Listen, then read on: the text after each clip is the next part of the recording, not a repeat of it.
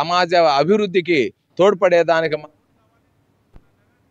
శ్రీకాకుళం జిల్లా రణస్థలంలో సిఐటియు ఆధ్వర్యంలో నిరసన చేశారు. శాంపిల్స్ ప్లాట్ 2 పరిశ్రమ కార్మికులను మార్చి 1న లే ఆఫ్ చేసేందుకు ప్రభుత్వ అనుమతికి యాజమాన్యం దరఖాస్తు చేసింది. దీంతో లే ఆఫ్ చేయకుండా యాజమాన్యాన్ని ఆదేశించాలని, బలవంతపు రిటైర్మెంట్ ఆపాలంటూ ధర్నా చేపట్టారు. ఈ సందర్భంగా వారు మాట్లాడుతూ వేతనాలు సకాలంలో ఇవ్వకుండా కార్మికులను ఇబ్బందులకు గురి చేస్తున్నారని ఆవేదన వ్యక్తం చేశారు. అక్రమంగా 80 మందికి బలవంతపు రిటైర్మెంట్ చేశారని, గత ఏడాది బోనస్లు ఇప్పటివరకు ఇవ్వలేదని ఆరోపించారు.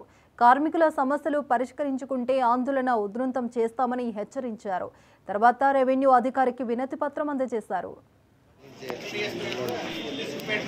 దీంతో ఇప్పుడు సుమారు 200 మంది కార్మికులు తీసివేశారు. దీంతో ఇదే జీవనం ఉన్నటువంటి కార్మిక కుటుంబాలు తీవ్ర ఆర్థిక ఇబ్బందులు పడుతూ వాళ్ళ పిల్లల ఫీజులు చెల్లించుకోలేక, వాళ్ళ కుటుంబాలు పోషించుకోలేక తీవ్ర ఇబ్బందులు పడుతున్నారు. ఇది సరైనది కాదు.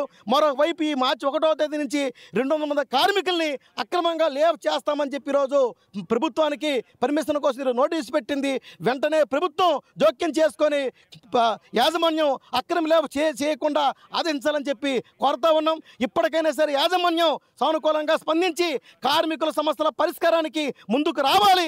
తమ కార్మిక వ్యతిరేక విధానం విరమించుకోవాలి. లేకుంటే మాత్రం భవిష్యత్తులో పెద్ద ఎత్తున పోరాడతామని చెప్పి తెలియజేస్తున్నాం. నా పేరు సి చమ్మన్నాయుడు, సిఐటి. సాగినట్టయితే యూనియన్ జనరల్ బాడీ కమిటీ వేసుకొని ఏ రకమైన పోరాటం చేయాలో మేము పోరాటానికి కూడా సిద్ధంగా ఉన్నాం. మేమేమి శాంతియుతంగా సిస్టమేటిక్ గా మీరు అంటున్నారు కదా, గతంలో మీరు కార్మికులను ఆదుకోవాలి, బలవంతుల రిటైర్మెంట్ ఆపాలి, అక్రమ lay off notice. Shamshabad airport police station పరిధిలో